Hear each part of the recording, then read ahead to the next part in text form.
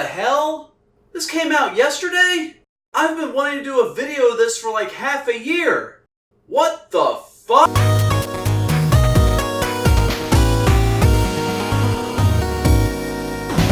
So, Puzzle Quest The Legend Returns is out on the Switch now, and I'm gonna be 100% straight with you. I took one look at this game and said, this looks like shit.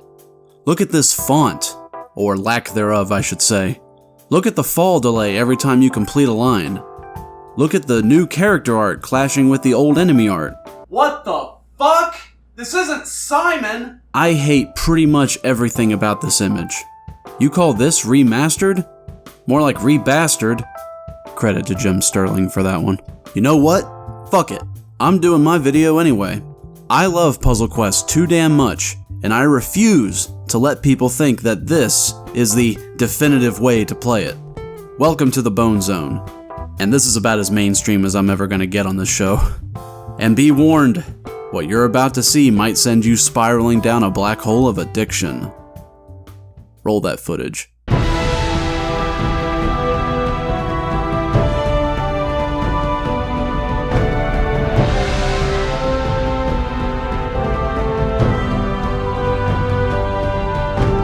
Puzzle Quest Challenge of the Warlords is a match 3 turn-based RPG developed by an Australian team called Infinite Interactive and published by D3. There's also some company called ValueSoft that was involved with the Steam version for some reason. With a name like that, you need a logo that doesn't look like this. Makes you look like the Save-A-Lot of digital companies. Per usual, I will be covering the Steam version, but if you want to play it on something else, you'll be spoiled for choice. I have quite the history with Puzzle Quest. First I bought it for PSP. You know, the port that had a bug that prevented your companion's special abilities from functioning properly. I'm not bitter about that at all, no sir. Then I played a pirated PC version years later. That was the first time I beat it. Then I pirated it again years later after that laptop died. Shut up, I was poor. Then I bought it on Steam and played it a few years ago, which leads us to today. My 5th time playing it. Seems I can only go so long without scratching that itch for gem matching. Huh, get out of here, Bejeweled. You're not good enough for me. Now this should be the part where I talk about the story. Look, I get it. Game reviewers should cover all aspects of a game. It's the rules. I mean, fuck. If Seth does it, then I probably should too. As your fists might unintentionally kill your wife. Maybe a bad example. But I'm sorry, I cannot muster a single shit to give about the story. It's not that it's bad or anything, I just don't come back to Puzzle Quest for the riveting plot. I play Puzzle Quest because I've got the shakes, and if I don't get some match 3 gameplay injected into me today, I'm gonna die. Gameplay! Take Bejeweled, add a second player that you take turns against, and throw in a bunch of RPG elements. Like HP, mana, levels, abilities, equipment, mounts, and more. There's your Puzzle Quest. Walk around the Final Fantasy Tactics inspired map to complete quests and get strunk. I'm not a big fan of the minor enemies that can block your path. There are so many side quests in the game that you don't really need extra fights to power up. Oh shit! Alright! Thankfully, you're able to avoid these fights with a leveled up mount. And if you do find yourself in need of some grinding, there are repeatable quests that can quickly earn you some coin and experience. As for combat, you don't match gems for points, you match them to add mana to your different colored mana reserves. This mana is very multifunctional. The most basic use is spending it on abilities. Abilities like this fireball spell that takes out a 3x3 grid on the field and deals some damage. Or you can use the Enrage Ability, which increases your battle skill, the amount of damage that skulls inflict, based on how much red mana you have. And since this ability can be learned from a captured enemy, any class can use it. This effectively changes my spellcasting kid here into Conan the Barbarian, as long as my red mana is high. Mana can also be used in conjunction with equipment, like this troll ring that regens some health every turn if my blue mana is above a certain amount. The amount of combinations are literally endless. And as you can probably tell, a lot of the fun in this game comes from finding a broken build that can decimate your enemies. The road to finding that build may be a bit tedious, but once you get over the hump, it is glorious. Speaking of tedious, don't play Knight unless you want every fight to be a war of attrition. You've been warned. Now, this has happened to me multiple times, so it can't just be me. Please comment if you've had the same problem. Every time I play Puzzle Quest, I always forget that the Citadel is available from the start. Here you can spend gold to open up new game features, like forging your own items using runes earned on the map, researching spells from captured enemies, training mounts for better stat bonuses, which is extremely easy to do. And if you find yourself with an abundance of gold, just pump that shit directly into your veins to boost your stats. But let's say you're so poor that you can't even afford bread and water, then just lay siege to some cities. Walk around a bit, come back, and enjoy the fruits of your labor.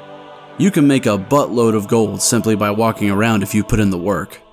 For a match 3 puzzle game, the original Puzzle Quest really manages to pack in the variety. There's a reason why almost anybody that has played it will tell you that it is the best in the series. While I haven't played entries like Puzzle Quest Galactrix and Magic the Gathering Puzzle Quest, wait, that's a thing? That actually sounds pretty rad. I do own Puzzle Quest 2 on Steam, and since it's not even available for purchase on Steam anymore, I'm going to give it a 4-word review and hopefully that will suffice. I don't like it. But I love this game! Despite its few issues, I already mentioned the minor problem of enemies getting in the way on the map, but there's another issue that starts to become a problem later in the game. Spell resist. Spell resist is bullshit and should be removed. First of all, a buff cast on yourself should never be stopped because of the enemy's spell resist. That's just fucking stupid. But even more irritating is when an enemy has resistances that specifically screw you. Almost all of my wizard's abilities use red mana, and this Arc Lich has 25% spell resist on anything that uses red mana. That's a 1 in 4 chance that any spell I cast will be resisted. There goes my mana in my turn because of a shitty roll of the dice. Bejeweled is a game of luck. You have a chance of getting a massive cascade of lucky matches that will pump your score. It's about as luck-based as Peggle. But in Puzzle Quest, it's not nearly as luck-based as you'd think. If you use red mana, then naturally you're going to focus on matching red gems and using abilities that support that strategy. Any extra matches are just icing on the cake. Granted, it feels great to get a heroic effort, but it's not something you should ever plan for. First, I'm gonna max out my red mana and then use Enrage. Then I'll go in the offensive and start matching skulls. If no matches are available, then I'll spend a little mana and throw in a fireball. If my health gets low, then I'll combo Flaming Skulls with Cauterize to heal up and go back on the offensive. This is a strategy that can get all thrown out of whack because of spell resist. I don't like it, and I think it should be removed. One last thing, the music is pretty good. I can totally see this being played at a D&D session. Hey, I just might. As you walk along the riverside to find a safe way across, you spot a bullywug on its hands and knees, drinking deeply from the river, its spear laying on the ground at its side. It hasn't noticed you. I romance the bullywog. Again. And that's Puzzle Quest Challenge of the Warlords. I'll admit that I might have been a bit hyperbolic in my opinion of the Switch version. I've only seen gameplay, I haven't actually played it myself. All I can say with certainty is that I think it looks ugly and clunky compared to the original, which I obviously have a soft spot for if you can't tell. Perhaps I'll give it a try if a PC version is released, and we'll see if my opinion changes at all. But for now, you cannot go wrong with the original Puzzle Quest on Steam. If the Switch version did one thing right, it was calling the remaster The Legend Returns, because this game really is a fucking legend.